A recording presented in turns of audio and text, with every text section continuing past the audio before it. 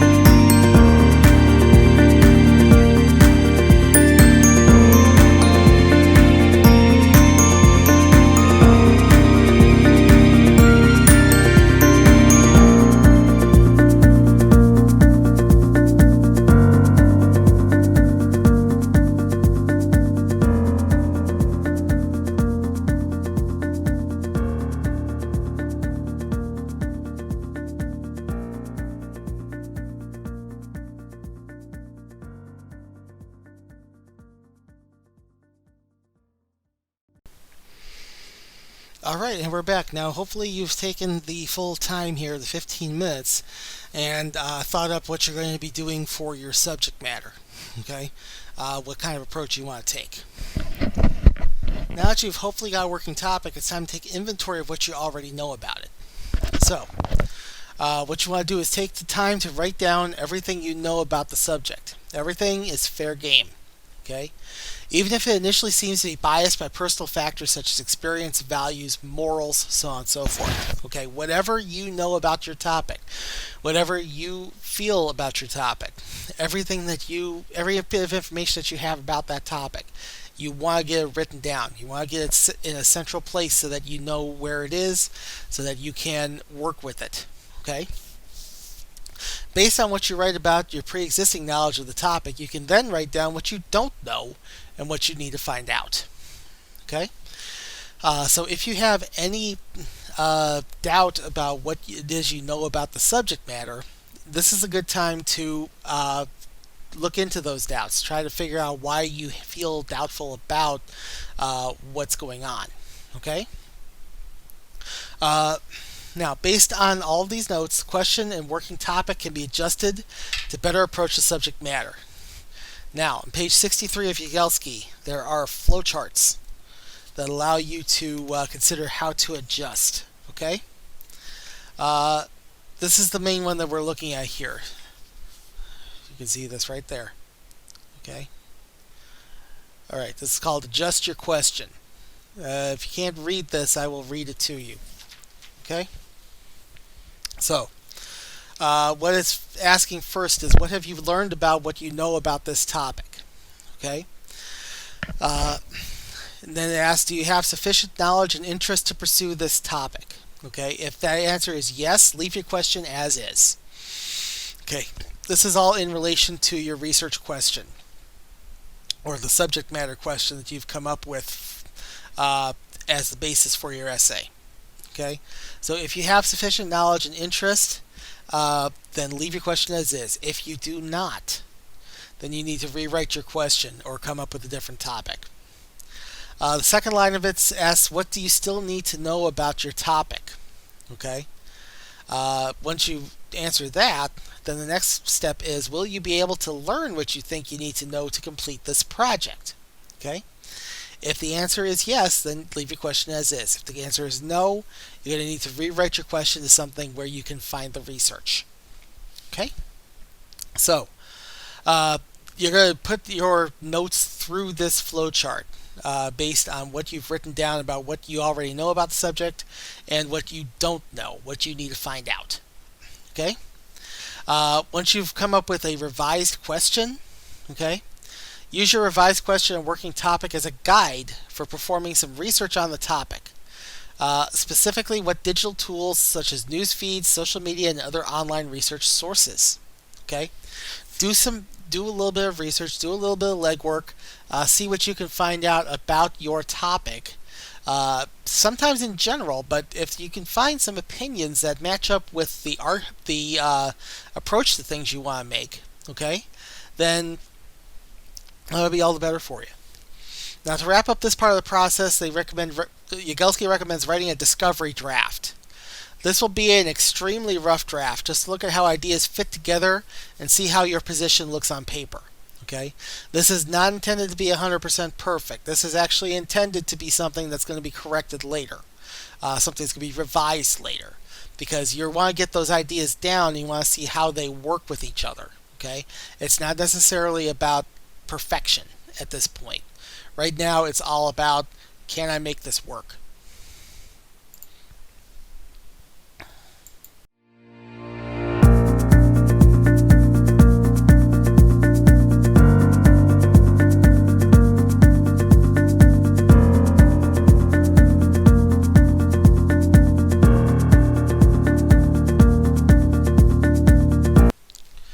Okay. Next part is to examine the rhetorical context. So first off, identify your audience. So for the purposes of the assignment, it's already done for you. Okay, your audience for this assignment is the scholarship selection board.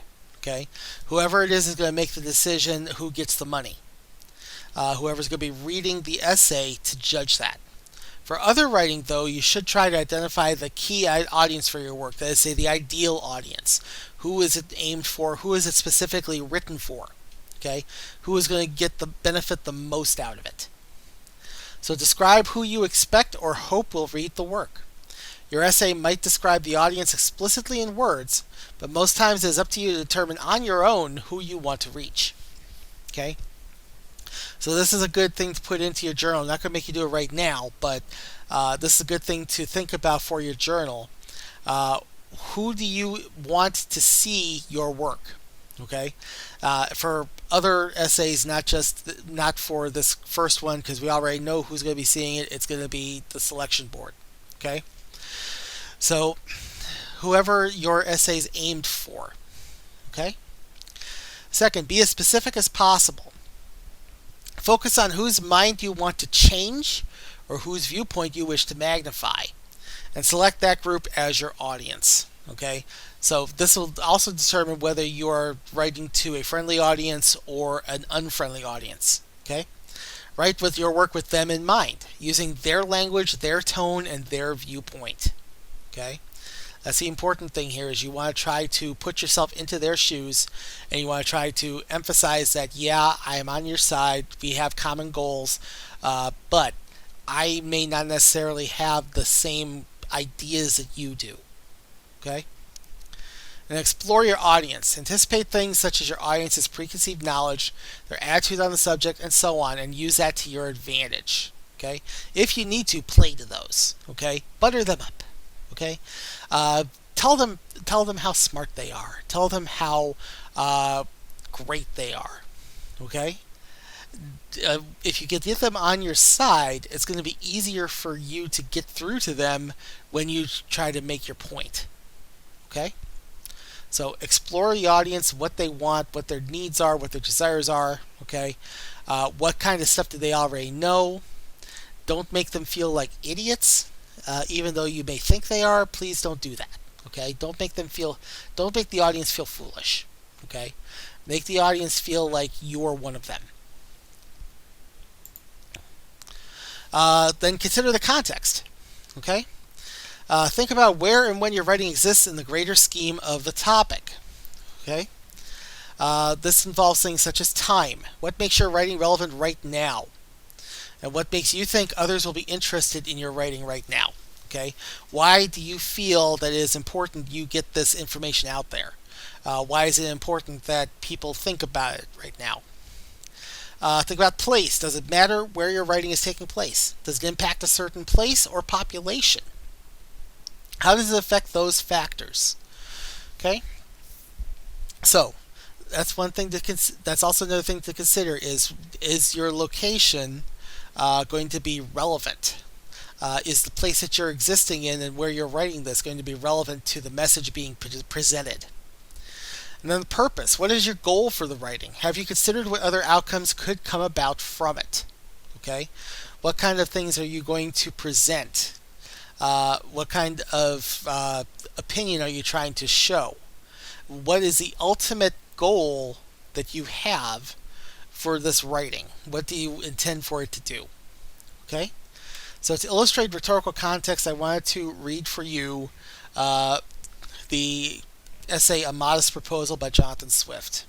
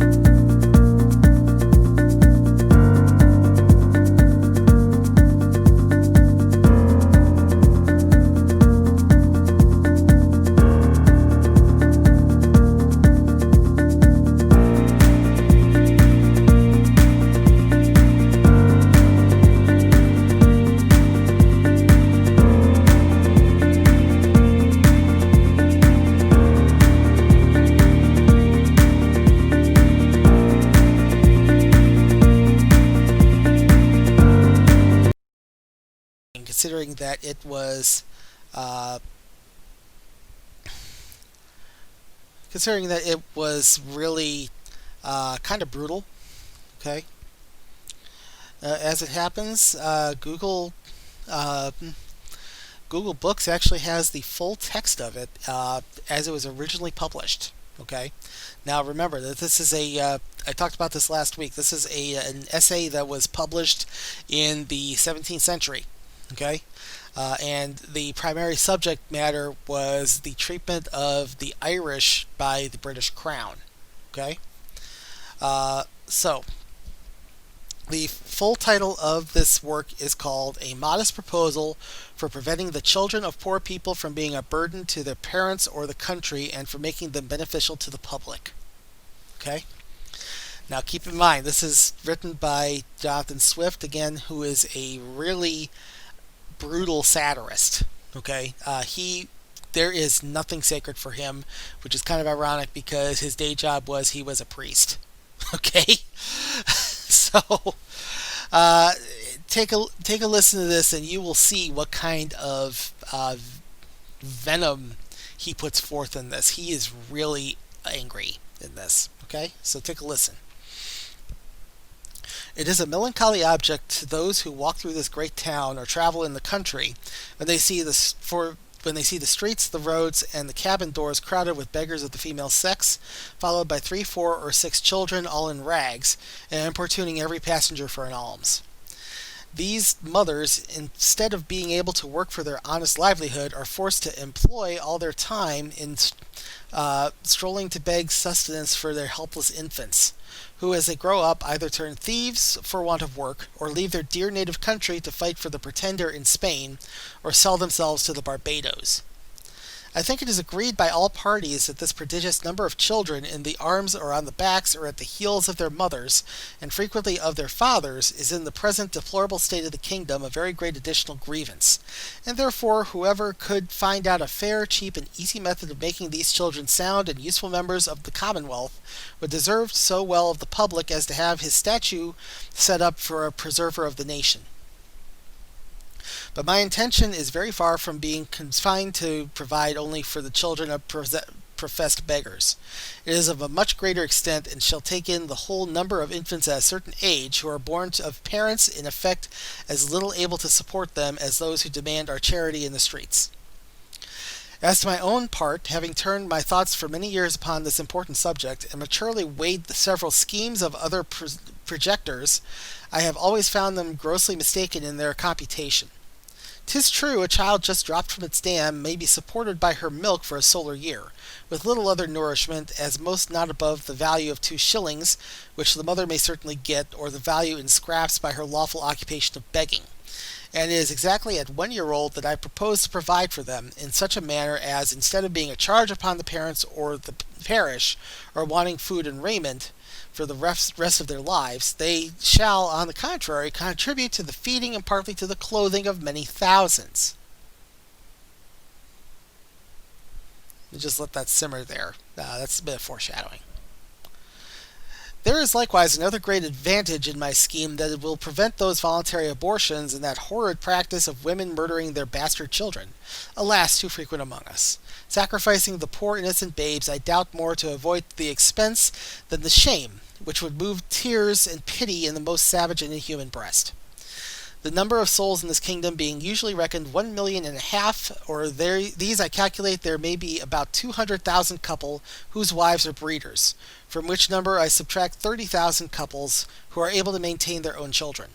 Although I apprehend there cannot be so many under the present distresses of the kingdom, but this being granted, there will remain 170,000 breeders.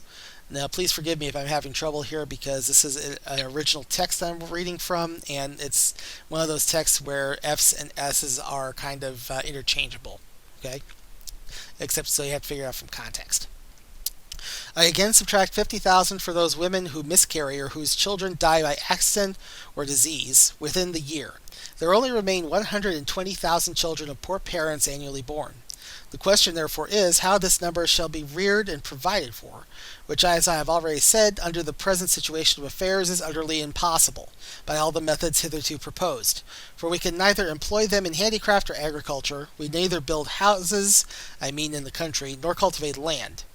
They can very seldom pick up a livelihood by stealing till they arrive at 6 years old, except where they are towardly parts, although I confess that they learn the rudiments much earlier, during which time they can however, be properly looked upon only as probationers.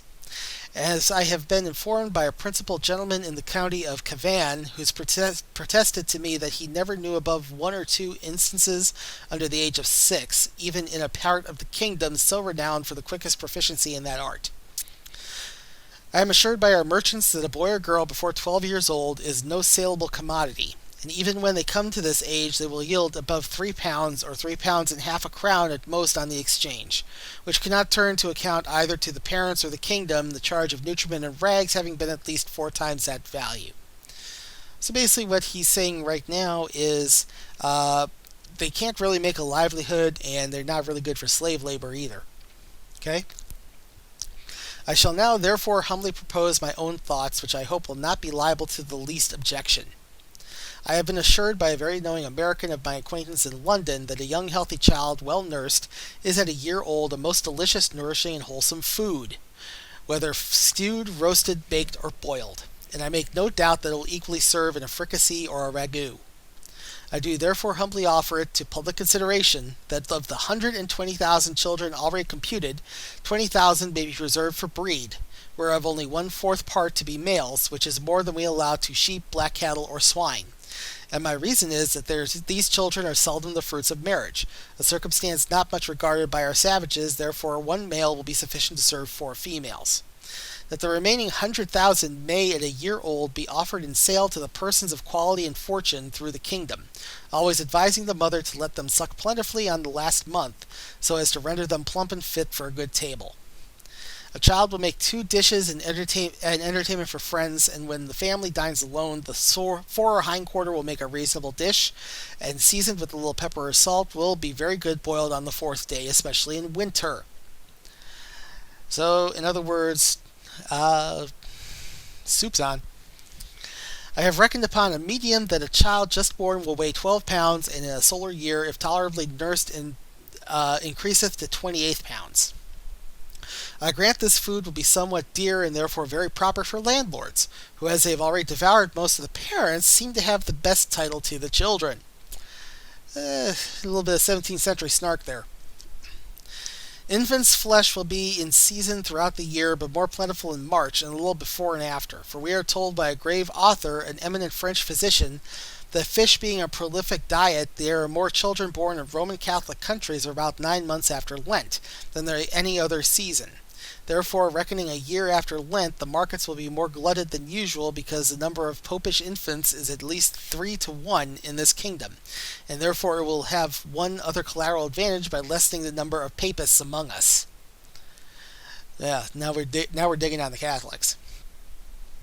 I have already computed the charge of nursing a beggar's child, in which list I reckon all cottagers, laborers, and 4/5 of the farmers, to be about 2 shillings per annum, rags included. And I believe no gentleman would repine to give 10 shillings for the carcass of a good fat child, which, as I have said, will make 4 dishes of excellent nutritive meat, when he has only some particular friend or his own family to dine with him. Thus the esquire will learn to be a good landlord and grow popular among his tenants. The mother will have 8 shillings neat profit, and be fit for work till she produces another child. Those who are more thrifty, as I must confess the times require, may flay the carcass, the skin of which, artificially dressed, will make admirable gloves for ladies and summer boots for fine gentlemen. So we're also using leather. As to our city of Dublin, shambles may be appointed for this purpose in the most convenient parts of it, and butchers we may be assured will not be wanting, although I rather recommend buying the children alive and dressing them hot from the knife as we do roasting pigs.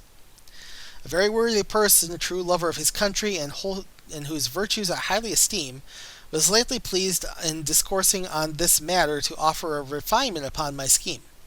He said that many gentlemen of this kingdom having of late destroyed their deer, he conceived that the want of venison might be well supplied by the bodies of young lads and maidens not exceeding 14 years of age, nor under 12.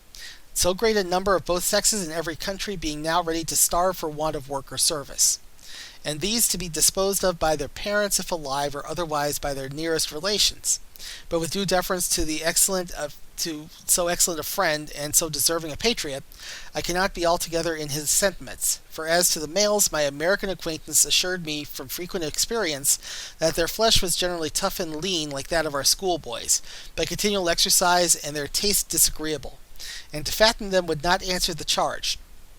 Then as to the females, it would, I think, with humble submission, be a loss to the public, because they soon would become breeders themselves. And besides, it is not improbable that some scrupulous people might be apt to censure such a practice, although indeed very unjustly, as a little bordering upon cruelty, which I confess hath always been with me to the strongest objection against any project, however well intended. Cruelty. But in order to justify my friend, he confessed that this expedient we put into his head by the famous Salamanzar, a native of the island Formosa, who came from thence to London about 20 years ago, and in conversation told my friend that in his country, when any young person happened to be put to death, the executioner sold the carcass to persons of quality as a prime dainty, and that in his time the body of a plump girl of 15 who was crucified for an attempt to poison the emperor was sold to his imperial majesty's prime minister of state and other great mandarins of the court in joints from the gibbet at 400 crowns. Neither indeed can I deny that if the same use were made of several plump young girls in this town, who without one single groat to their fortunes cannot stir about without a chair, and appear at the playhouse and assemblies in foreign fineries which they never would pay for, the kingdom would not be the worse. Once again, getting a little bit of snark there. Some persons of a desponding spirit are of great concern that the vast number of poor people who are aged, diseased, or maimed, and I have been desired to employ my thoughts what course may be taken to ease the nation of so grievous an encumbrance. But I am not in the least pain upon that matter, because it is very well known that they are every day dying and rotting by cold and famine and filth and vermin, as fast as can be reasonably expected. And as to the younger laborers, they are now in almost as hopeful a condition. They cannot get work, and consequently pine away for want of nourishment, to a degree that if at any time they are accidentally hired to common labor, they have not strength to perform it, and thus the country and themselves are happily delivered from the evils to come. I have too long digressed, and therefore shall return to my subject. I think the advantages by the proposal which I have made are obvious and many, as well as of the highest importance. For first, as I have already observed, it would greatly lessen the number of papists with whom we are yearly overrun, being the principal breeders of the nation as well as our most dangerous enemies, and who flay at home on purpose, with a design to deliver the kingdom to the pretender, hoping to take their advantage by the absence of so many good Protestants, who have chosen rather to leave their country than stay at home and pay tithes against their conscience to an episcopal curate. Sadly, the poorer tenants will have something valuable of their own, which by law may be made liable to distress, and help to pay their landlord's rent, their corn and cattle already being already seized, and money a thing unknown. Sadly, whereas the maintenance of 100,000 children from 2 years old and upwards cannot be computed as less than 10 shillings apiece per annum, the nation's stock will be thereby increased 50,000 pounds per annum, besides the profit of a new dish, introduced to the tables of all gentlemen of fortune in the kingdom who have any refinement in taste, and the money will circulate among ourselves, the goods being entirely of our own growth and manufacture. Fourthly, the constant breeders, besides the gain of 8 shillings sterling per annum by the sale of their children, will be rid of the charge of maintaining them after the first year. Fifthly, this food will likewise bring great customs to taverns, where the vintners will certainly be so prudent as to procure the best receipts for dressing it to perfection, and consequently having their houses frequented by all fine gentlemen, who justly value themselves upon their knowledge and good eatings, and a skillful cook, who understands how to oblige his guests, will contrive to make it as expensive as they please. Sixthly, this would be a great inducement to marriage, which all wise nations have either encouraged by rewards or enforced by laws and penalties. It would increase the care and tenderness of mothers toward their children, when they were sure of a settlement for life, to the poor babes provided in some sort by the public to their annual profit instead of expense. We should soon see an honest emulation among the married women, which of them could bring the fattest child to market. Men would become as fond of their wives during the time of their pregnancy as they are now of their mares in foal, their cows in calf, or sows when they are ready to farrow, not offer to beat or kick them, as it is too frequent a practice, for fear of a miscarriage. So, yeah, men are jerks. Many other advantages might be enumerated.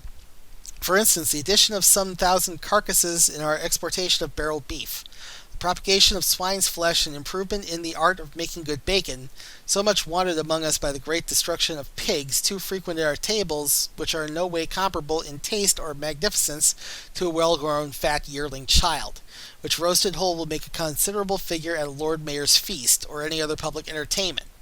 But this and many others I omit, being studious of brevity.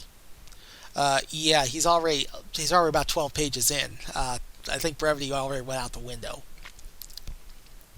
Supposing that 1,000 families in this city would be constant customers of her infant's flesh, besides others who might have it at mercy meetings, particularly weddings and christenings, I compute that Dublin would take off annually about 20,000 carcasses, and the rest of the kingdom, where probably they will be sold somewhere cheaper, the remaining 80,000.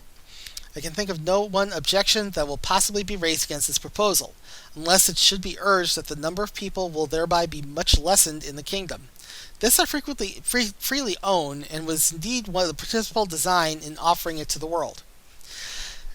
I desire the reader will observe that I calculate my remedy for this one individual kingdom of Ireland, and for no other that ever was, or I think ever can be, upon earth. Therefore let no man talk to me of other expedients. Of taxing our absentees of 5 shillings a pound, of using neither clothes nor household furniture except what is of our own growth and manufacture, of utterly rejecting the materials and instruments that promote foreign luxury, of curing the expensiveness of pride, vanity, idleness, and gaming in our women, of introducing a vein of parsimony, prudence, and temperance, of learning to love our country, wherein we differ even from Laplanders and the inhabitants of Tupinamboo, of quitting our animosities and factions, nor act any longer like the Jews, who were murdering one another at the very moment their city was taken, of being a little cautious not to fell our country and consciences for nothing, of teaching landlords to have at least one degree of mercy toward their tenants, lastly, of putting a spirit of honesty, industry, and skill into our shopkeepers, who, if our resolution could now be taken to buy only our native goods, would immediately unite to cheat and exact upon us in the price the measure and the goodness, nor could ever yet be brought to make unfair proposal of just dealing, though it often in earnest invited to it.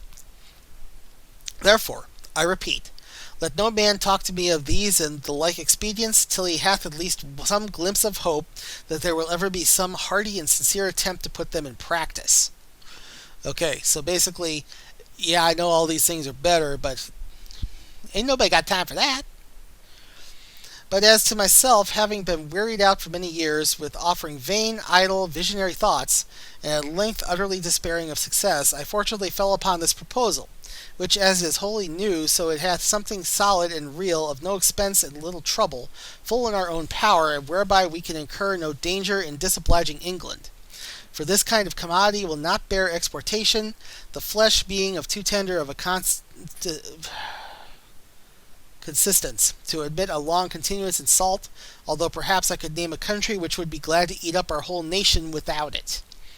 A little dig there at France, okay? After all, I am not so violently bent upon my own opinion as to reject any offer proposed by wise men who shall be found equally innocent, cheap, easy, and effectual. But before something of that kind shall be advanced in contradiction to my scheme, and offering a better, I desire the author of or authors will be pleased maturely to consider 2 points. First, as things now stand, how they will be able to find food and raiment for 100,000 useless mouths and backs. And secondly, there being a round million of creatures in human figure throughout this kingdom whose whole subsistence put into a common stock would leave them in debt 2 million of pounds sterling, adding those who are beggars by profession to the bulk of farmers, cottagers, and laborers, with their wives and children who are beggars in effect. I desire those politicians who dislike my overture and might perhaps be so bold to attempt an answer, that they will first ask the parents of these mortals whether they would not at this day think it a great happiness to have been sold for food at a year old in the manner I prescribe, and thereby have avoided such a perpetual scene of misfortunes as they have since gone through by the oppression of landlords, the impossibility of paying rent without money or trade, the want of common sustenance with neither house nor clothes to cover them for the inclemencies of weather, and the most inevitable prospect of entailing the like or greater miseries upon their breed forever. I profess in the sincerity of my heart that I have not let the least personal interest in endeavoring to promote this necessary work, having no other motive than the public good of my country, by advancing our trade, providing for infants, relieving the poor, and giving some pleasure to the rich. I have no children by which I can propose to get a single penny, the youngest being 9 years old and my wife past childbearing. How convenient.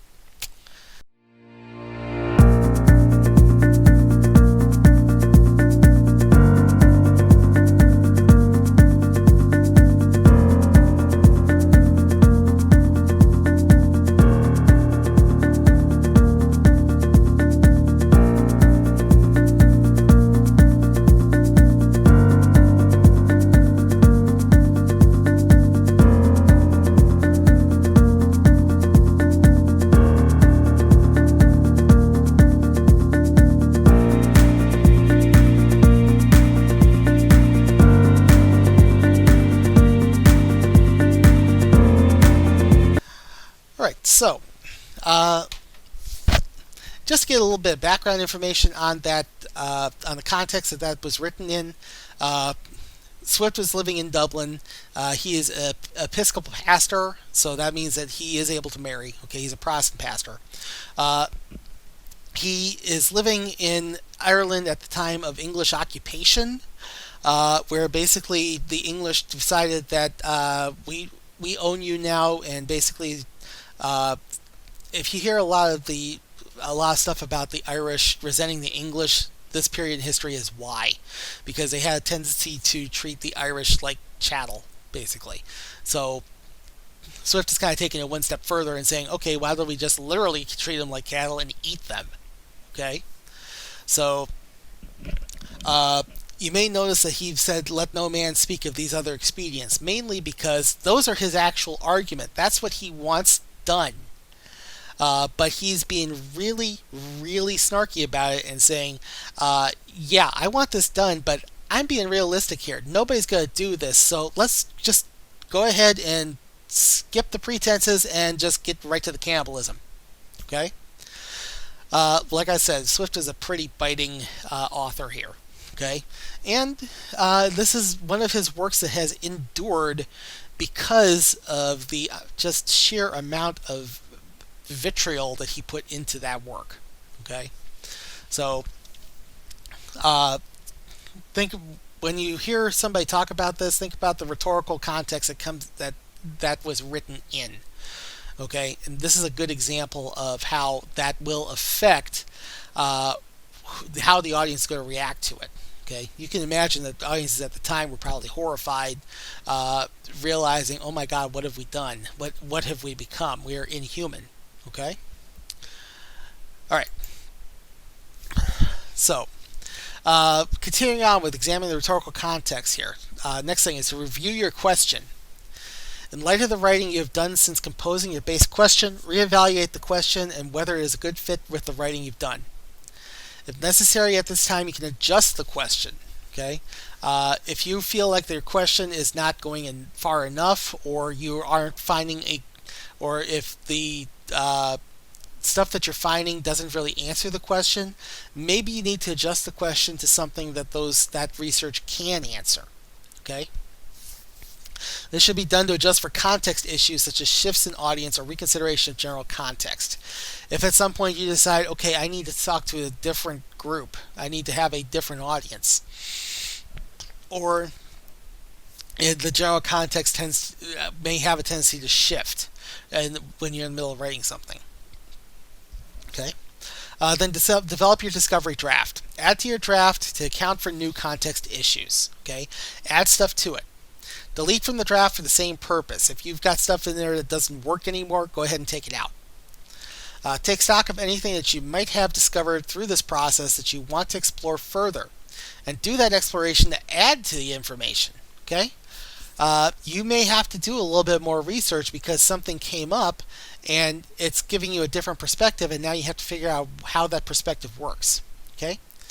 And the thing to ask is, are there more questions presented now? Write them down so you can find the answers you need.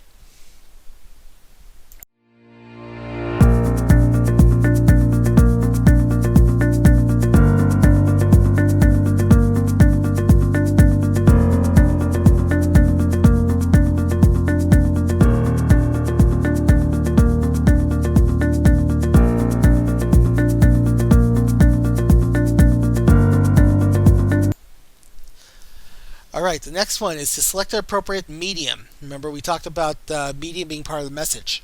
Okay?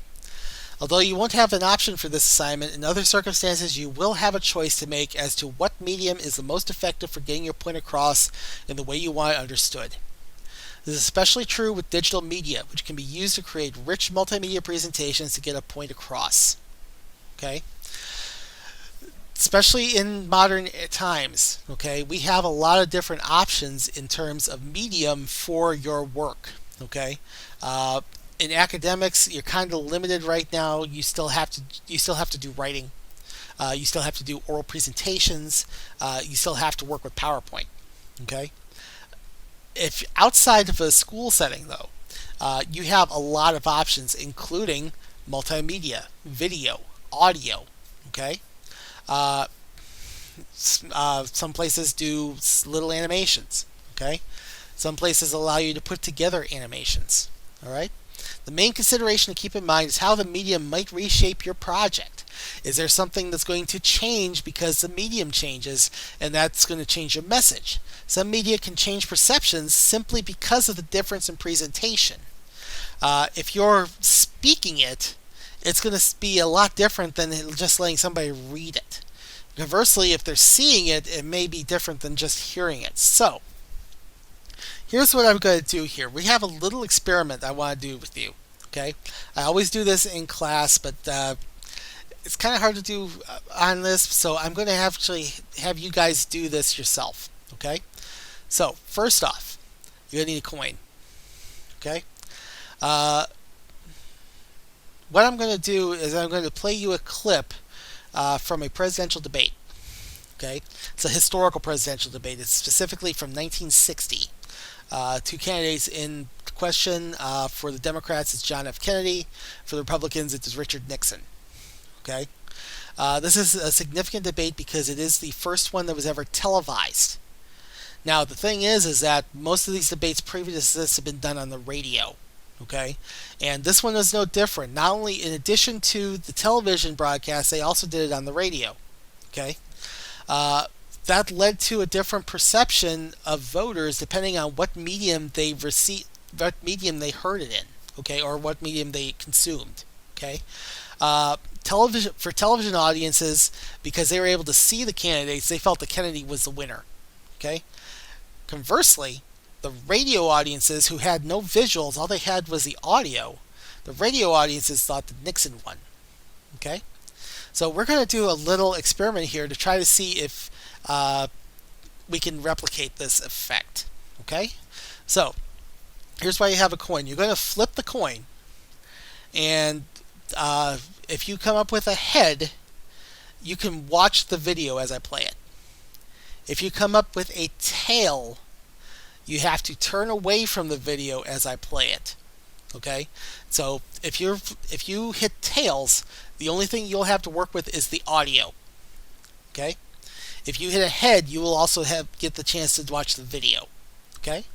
I'm gonna play the clip. Once it's done, I want you to go to the question of the professor, to the exercise for this week in the video lecture.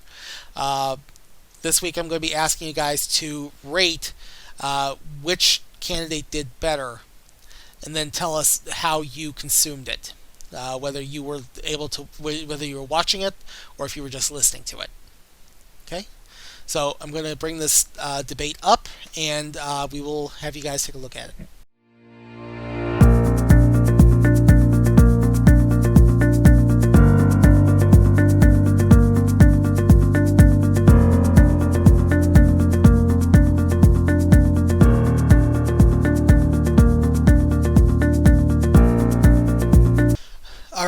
this is footage that's from the National Archives. Okay, and as you can tell, it's a 1960s TV broadcast, so the picture quality isn't going to be the greatest. All right, but those of you who are watching the video, you're going to get to experience it in a different medium than the folks who are just listening to it. Okay, so that's how we're going to simulate this. Those of you who are watching it, you guys have a little, maybe at most 10-inch screen TV that you're watching this on. If you are listening to it, you're just listening to it on your family radio. Okay, so let's take a trip back in time to 1960. Thank you, Mr. Nixon. That completes the opening statements, and now the candidates will answer questions or comment upon one another's answers to questions put by correspondents of the networks. The correspondents. I'm Sander Van Oker, NBC News. I'm Charles Warren, Mutual News. I'm Stuart Novins, CBS News. Bob Fleming, ABC News. The first question to Senator Kennedy from Mr. Fleming. Senator, the Vice President in his campaign has said that you are naive and at times immature. He has raised the question of leadership. On this issue, why do you think people should vote for you rather than the Vice President? Well, the Vice President and I came to the Congress together. 1946, we both served in the Labor Committee. I've been there now for 14 years, the same period of time that he has. So that our experience in government is comparable. Secondly, I think the question is, what are the programs that we advocate? What is the party record that we lead? I come out of the Democratic Party, which in this century has produced Woodrow Wilson and Franklin Roosevelt and Harry Truman, and which supported and sustained these programs which I've discussed tonight. Mr. Nixon comes out of the Republican Party. He was nominated by it. And it is a fact that through most of these last 25 years, the Republican leadership has opposed federal aid for education, medical care for the aged, development of the Tennessee Valley, development of our natural resources. I think Mr. Nixon is an effective leader of his party. I hope he would grant me the same. The question before us is, which point of view and which party do we want to lead the United States? Mr. Nixon, would you like to comment on that statement? I have no comment. The next question to Vice President Nixon from Mr. Van Oker. Mr. Vice President, since the question of executive leadership is a very important campaign issue, I'd like to follow Mr. Novin's question. Now, Republican campaign slogans, you'll see them on signs around the country as we did last week, say, it's experience that counts. That's over a picture of yourself, sir. Implying that you've had more governmental, executive decision-making experience than your opponent. Now, in his news conference on August 24th, President Eisenhower was asked to give one example of a major idea of yours that he adopted. His reply was, and I'm quoting, "If you give me a week, I might think of one. I don't remember." Now, that was a month ago, sir, and the President hasn't brought it up since. And I'm wondering, sir, if you can clarify which version is correct, the one put out by Republican campaign leaders or the one put out by President Eisenhower? Well, I would suggest, Mr. Van Oker, that if you know the President, that was probably a facetious remark. I would also suggest that insofar as his statement is concerned, that I think it would be improper for the President of the United States to disclose the instances in which members of his official family had made recommendations, as I have made them through the years, to him which he has accepted or rejected. The President has always maintained, and very properly so, that he is entitled to get what advice he wants from his cabinet and from his other advisors without disclosing that to anybody, including, as a matter of fact, the Congress. Now, I can only say this. Through the years, I have sat in the National Security Council. I have been in the cabinet. I have met with the legislative leaders. I have met with the President when he made the great decisions with regard to Lebanon, Kimoy Matsu, other matters. The President has asked for my advice. I have given it. Sometimes my advice has been taken. Sometimes it is not. I do not say that I have made the decisions. And I would say that no President should ever allow anybody else to make the major decisions. The President only makes the decisions. All that his advisors do is to give counsel when he asks for it. As far as what experience counts and whether that is experience that counts, that isn't for me to say. I can only say that my experience is there for the people to consider. Senator Kennedy's is there for the people to consider. As he pointed out, we came to the Congress in the same year. His experience has been different from mine. Mine has been in the executive branch. His has been in the legislative branch. I would say that the people now have the opportunity to evaluate his as against mine, and I think both he and I are going to abide by whatever the people decide. Senator Kennedy? Well, I'll just say that the question is of experience, and the question also is what our judgment is of the future, and what our goals are for the United States, and what ability we have to implement those goals. Abraham Lincoln came to the presidency in 1860 after a rather little-known session in the House of Representatives, and after being defeated for the Senate in 58 and was a distinguished president. There is no certain road to the presidency. There are no guarantees that if you take one road or another that you will be a successful president. I have been in the Congress for 14 years. I have voted in the last 8 years, and the Vice President was presiding over the Senate and meeting his other responsibilities. I have met decisions over 800 times on matters which affect not only the domestic security of the United States, but as a member of the Senate Foreign Relations Committee. The question really is which candidate and which party can meet the problems that the United States is going to face in the 60s. Mr. Van Oker's question for Vice President Nixon. Mr. Vice President, in one of your earlier statements, you said, we've moved ahead, we've built more schools, we've built more hospitals. Now, sir, isn't it true that the building of more schools is a local matter for financing? Were you claiming that the Eisenhower administration was responsible for the building of these schools, or is it the local school districts that provide for them? Not at all. As a matter of fact, your question brings out a point that I'm very glad to make. Too often, in appraising whether we are moving ahead or not, we think only of what the federal government is doing.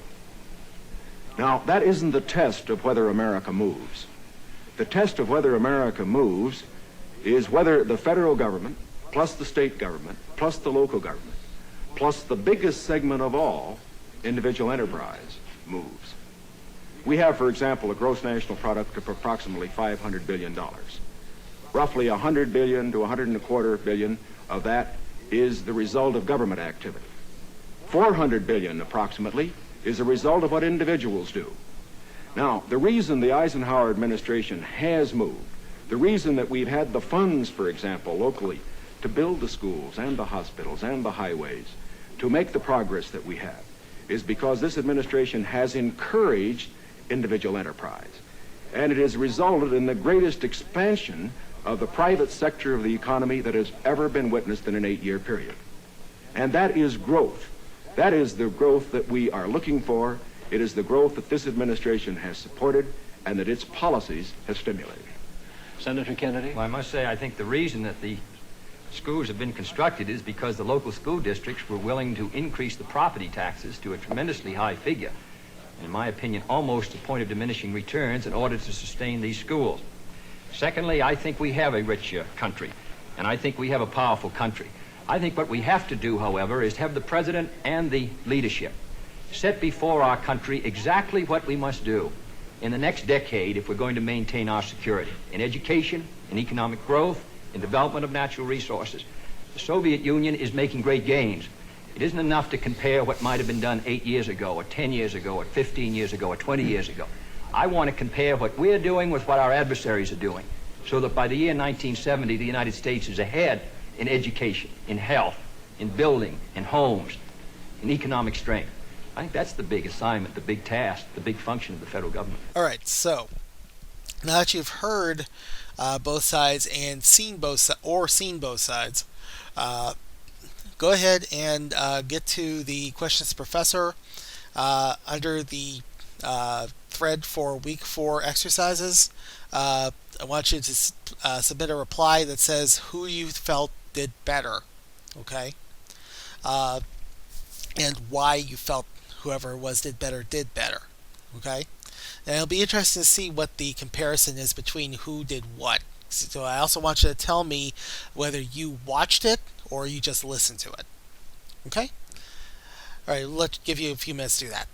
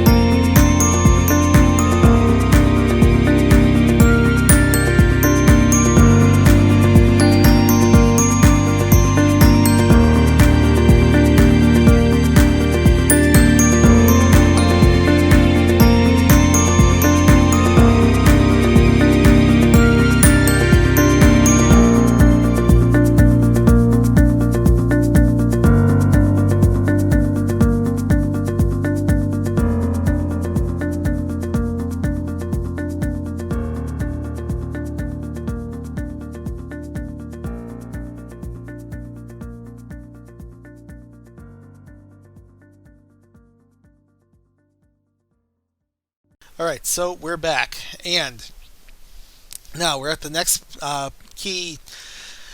at the next core concept, have something to say. So you've done a lot of work so far to write your work. What exactly are you going to say about the subject? Okay, so there has to be a main point. You can't just be writing stuff and writing stuff and writing stuff and writing stuff and not have a point to it. Okay, there has to be some guiding principle. Okay. Revisit your main question. Determine how your question relates to the larger context of the topic based on your work writing the essay. What does your question have to do with anything? Okay, what does your question have to do with the overall topic? How does your question fit in with the wider scheme of things? From this, you need to write a guiding thesis statement. Okay, use a close reading of your discovery draft and your main question and write a guiding paragraph to explain your main points. Okay, just go over what it is you've been writing out and find the main ideas that are going to basically support your side of things or illustrate further for the audience what it is that you're talking about. Okay, refine this paragraph into a thesis statement for the essay. Okay, this should all be winnowed down and winnowed down and winnowed down to the point where you have the main goal, the main idea that you want to use to center your essay. Review your discovery draft and your guiding thesis statement. This is actually going to lead into eventually the next draft. Okay?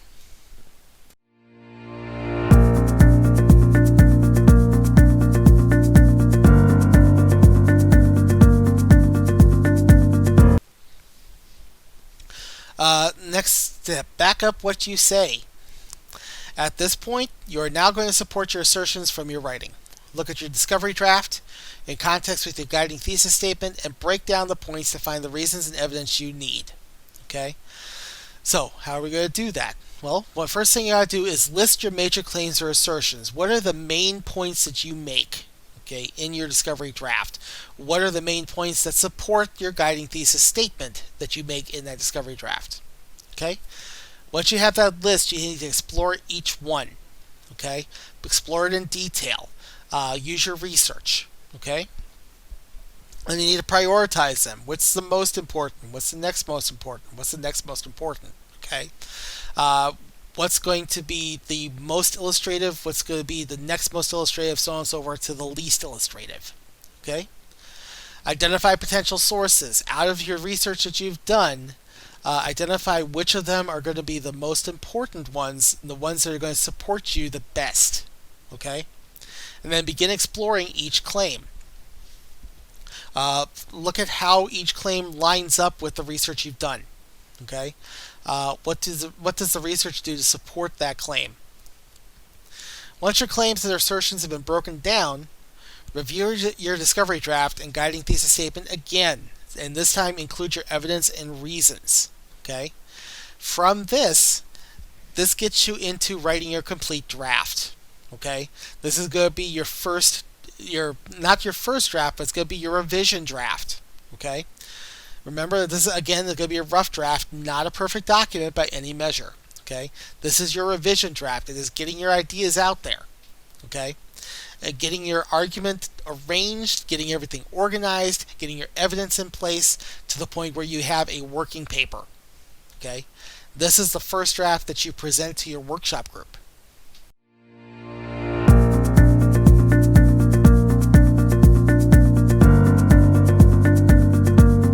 Okay? Establish a form and structure for your project. Okay? So the next draft after this one needs to adhere to some sort of organizational format, as it will be the foundation for all the subsequent drafts. Okay? Make some decisions regarding elements of the essay. Now you're going to need to look at what you need to keep and what you need to cut.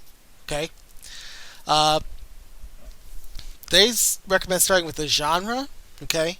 But at this point you probably know what the genre is that you're working with. But let's indulge them and go with their order here. Okay? So, genre. What type of writing are you engaging in? And what sort of organizational elements must be adhered to? Are there any kind of organizational guidelines that are present for that type of writing? Okay? Then we have medium. What is the most effective medium to get your point across with the maximum impact? Okay? How are people going to understand what you have to say? And then rhetorical situation. Who is your audience and what is your purpose? Okay? If any of the contents of your essay go against any of the stuff that you found here, you may have to remove it. Okay? Next thing is to identify the main parts of your project. So review all of your drafts to determine how your writing is naturally divided itself into sections. Okay? Do you have a certain section talking about one idea, a certain section talking about another idea, a certain section talking about another idea? Okay?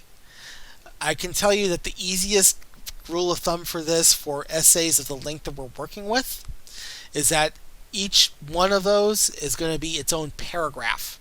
Okay, when you get into the body of an essay, when you talk about general essay structure, introduction, body, conclusion. Okay, when we get into that body, each one of your ideas should take up one single paragraph. Okay, and as you go along with your structuring of this, each one of those paragraphs, again with the single idea, then allow you to organize your reasons and your evidence based on that idea. Okay. That's also an easy way to make sure that you're actually breaking it up into paragraphs and not typing up a 4-page paragraph. Okay, I see a lot of those when people turn in essays. Believe me. Okay. Next up is define and refine an outline. Okay, you may think that you're supposed to do an outline before you even draft, but that's actually not the case here. The way Yagelski recommends doing it is write your discovery draft and get all your ideas out there, and then outline it based on the natural progression you have come up with. Okay?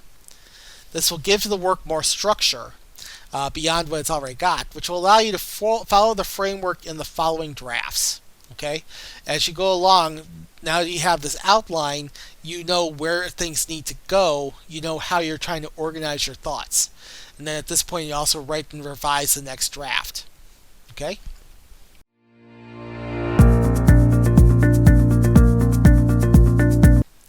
Next part is getting feedback. Okay?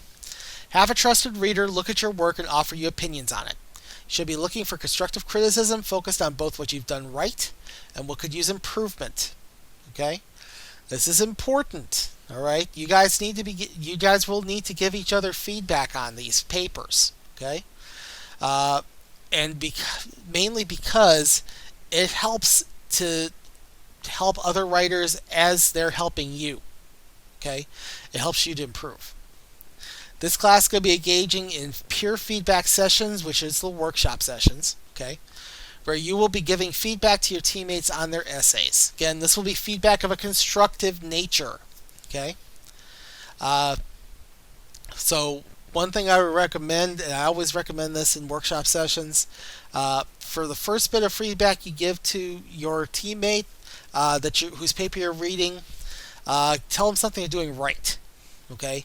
Tell them what you feel you like about the paper, what you feel they're doing correctly. Okay. From there, then you can start giving them suggestions on what they can improve. Okay. One thing that Yagelski recommends is ask questions to respond to the work. Okay, so in terms of topic, ask about the interest level. How interested are they in the topic? What is their purpose? Is the main point clear? Okay, what is the main claim or assertion? Okay, what are you seeing as the main point or main claim or assertion? Can you find the main point? Next to the medium and form. Does the medium present the work in the best, most effective way? Okay. Is it organized properly?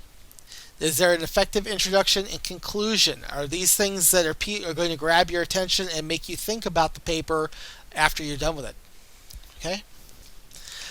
Then we have style. Is it clear and readable? Let me warn you guys ahead of time. One of the elements of the rubric I use for grading essays is readability. And that is how comfortable is that draft to read. Okay? Am I going to give myself a headache trying to figure out what you're trying to say? Okay? The higher that grade, the easier it is to read, and the more manageable your organization is, and the more logical your organization is. Okay? Is it engaging? Is it something that people want to read that will hold their attention for the whole duration? Are there any passages that give you trouble? Is there anything that you feel needs to be improved because it's not exactly clear, or it's worded strangely, or maybe it's trying to make a point that really isn't important, or maybe it's making an opposite point to what you want to say? Okay. Are there grammar issues? Save that until the proofreading and editing workshop, but take a note of it if they have some grammar issues, okay, but don't focus on them, all right? Then how clear is the writer's voice in the work? Can you tell that they're the one who's writing it? Can you tell based on what language you're used to them using, can you tell it's theirs? When you're receiving feedback, okay, here's a few things to look for. One thing is to identify common themes in reader responses. Okay? Are there things more than one of your readers is noticing? Look, so these might be glaring issues, or they might be something you're doing right. However it is, adjust your writing accordingly. Okay? So look at what your peers are saying, and that's going to be easier to do by having to do this online, because you will actually be able to see their feedback compiled in the discussion thread.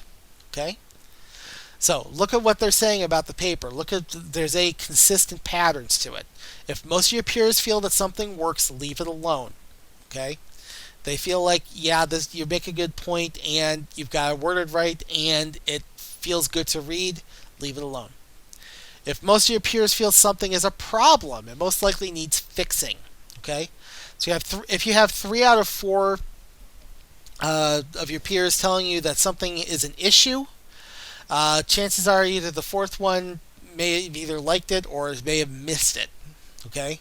So if your peers feel something is a problem and they're all mostly agreeing on that, then it's probably something that you need to fix. Now, the other thing you need to consider is that conflicting advice from reader responses is bound to happen. Peers will not exactly agree on everything. So keep in mind that you can still use conflicting feedback to improve. Okay? If your readers disagree, review their comments to understand why they disagree. What is such a bone of contention? Why do they feel differently about the same thing? Consider all the perspectives and think about which reader's feedback makes the most sense within the rhetorical context. Okay? You are the one as the reader, or as the writer rather, who knows what the proper rhetorical context is. Okay? So whatever feedback makes sense within that context, that is the feedback that you want to follow. That is the change that you probably want to make. If you agree with one reader and disagree with others, then think about why you agree or disagree, review the relevant parts of the draft, and ask the readers to clarify their feedback. Okay? If you have a situation where you have 4 teammates, one of them has an opinion that you agree with that something really works, but the other 3 don't like it, okay? The other 3 have issues with it. Think about what reasoning they're giving for you. Review what you've written and find them. Ask those teammates who don't like it. Ask them why they don't. Okay, what is their problem with it? Also, keep in mind that not all feedback will be relevant. As much as possible, we're going to do constructive feedback in these workshop sessions. Under no circumstances is anybody going to get judgmental about what people write about or the approach that they take to a subject. Okay? That is going to be the exact opposite of constructive feedback. Okay? We do not want that going on.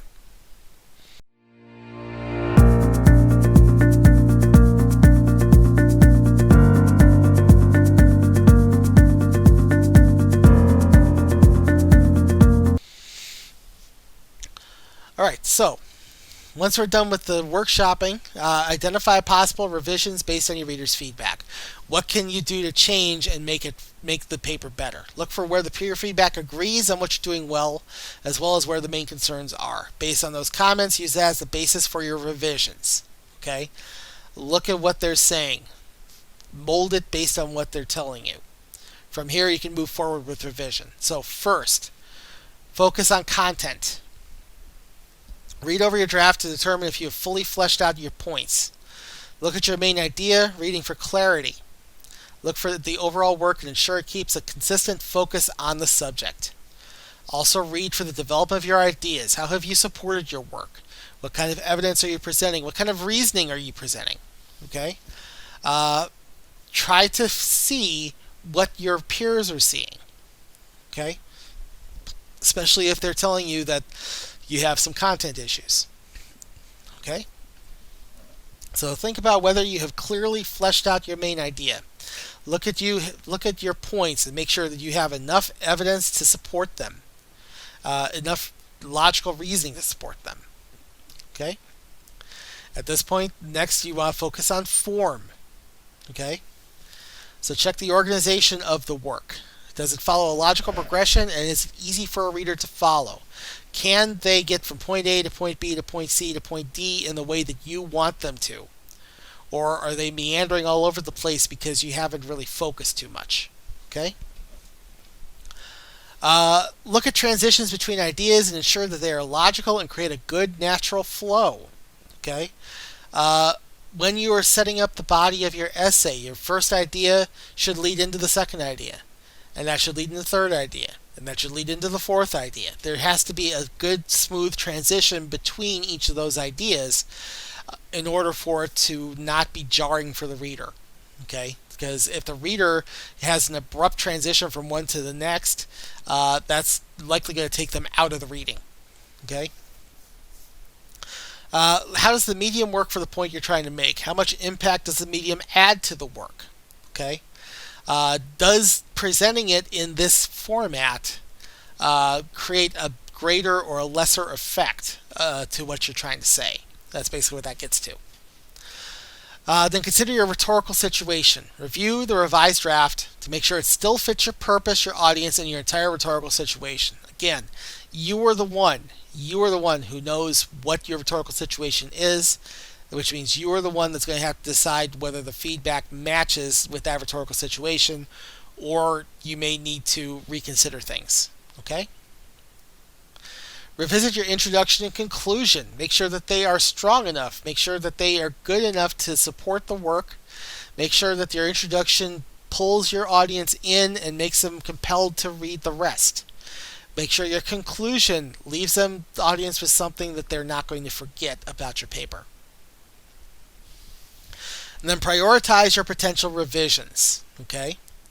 The priority list for revisions should be in this order: content, form and medium, introduction, conclusion, and rhetorical situation. Okay? In that order. That's the priorities here. Okay?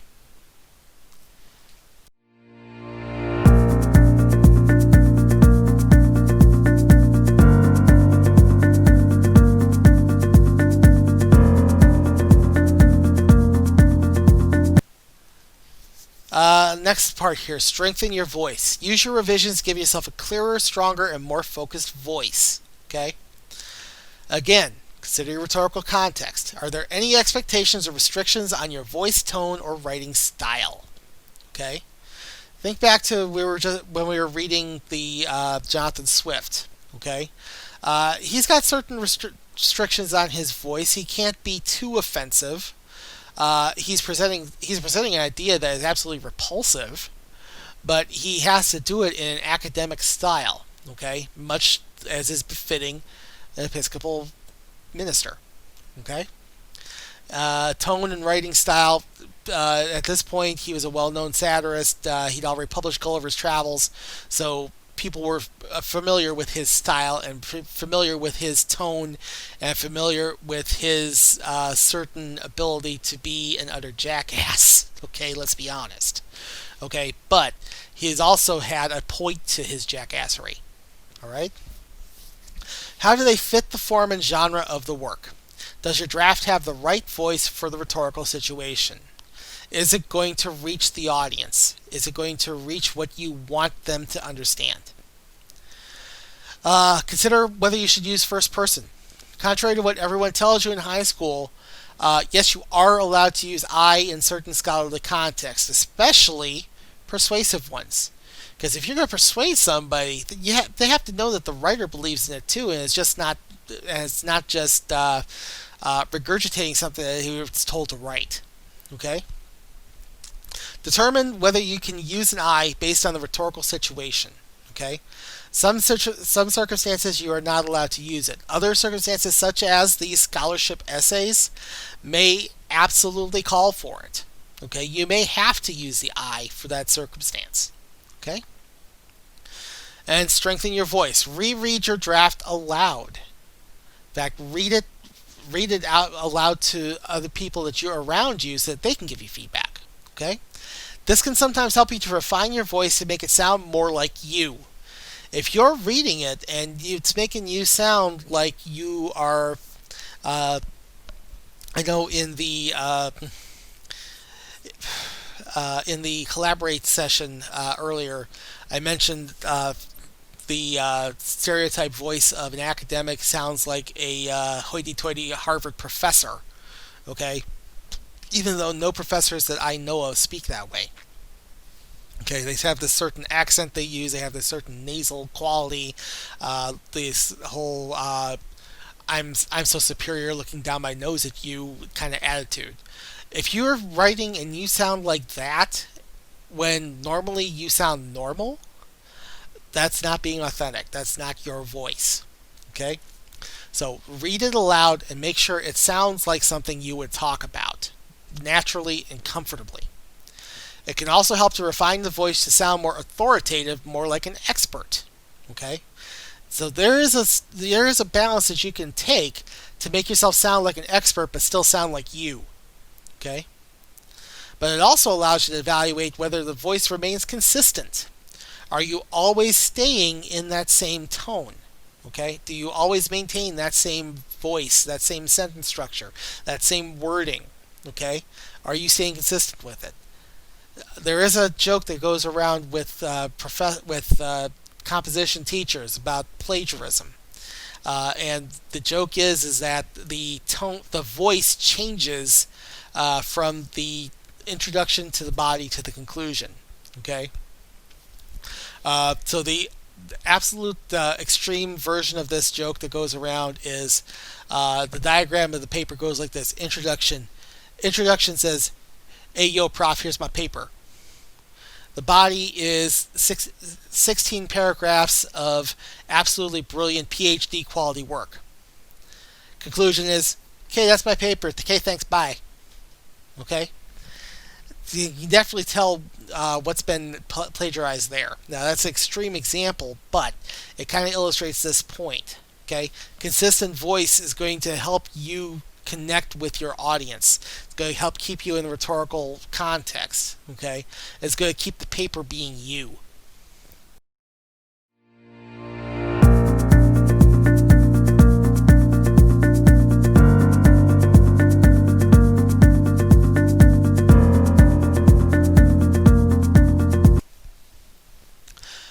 Last part here, make it correct. Proofreading and editing. This is going to be the second workshop week.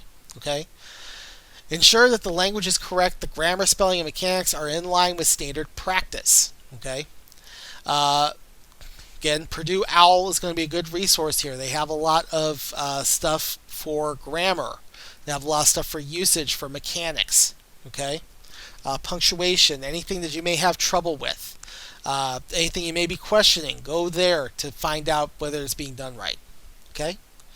Now, in this class, we're going to do 2 weeks worth of workshopping. Okay? On each project. The first week is going to be a revision workshop. Okay? It's going to focus on organization and content. Okay? Second session is the proofreading and editing session where you're going to focus on grammar, spelling, and mechanics. By splitting that focus between those 2 sessions, it allows you to focus a little better so that the first week all you're working with is revision, which is going to be content. Okay, content, organization, readability is a big thing to look for in revision. Okay, then the second session is going to be about polish. Okay, grammar, spelling, mechanics, making sure your I's are dotted, your T's are crossed, straighten out your P's and Q's. Okay. All right, so that'll do it for this week. Okay, for this week's lecture. So pretty much, I want to try to go through what's expected for an analysis. So we're going to briefly go through that in this week's Collaborate session. And again, I want to make sure that everybody's clear on this. The Collaborate sessions are voluntary. You do not have to attend if you don't want to, or if you absolutely can't because of a work conflict or anything like that. In fact, the reason why I make them voluntary is because I will post the videos of them to the YouTube channel. Okay, you will be able to access them, so you will see what we've been talking about. That's especially true for this week because we're going to go through what you need to know for writing a proper analysis. Okay. Unfortunately, the structure of the class doesn't allow me to get into too much detail of that until the very last minute, which to me is kind of ridiculous. So we're going to go through what goes into an analysis essay on this week's Collaborate session on Wednesday. Okay, so hopefully I can get a lot of you guys there and we won't have technical problems like we had last week. But again, if you can't make it, look for the video when it gets posted to YouTube. It'll usually be that evening. Okay. Other than that, maintain with the discussion boards, maintain with MindTap, continue working on those. I will post the thread for answering the question about the Kennedy-Nixon debate to the question of the professor. Okay, and other than that, I am good for now. Hopefully, you guys are good for now, and we will resume next week.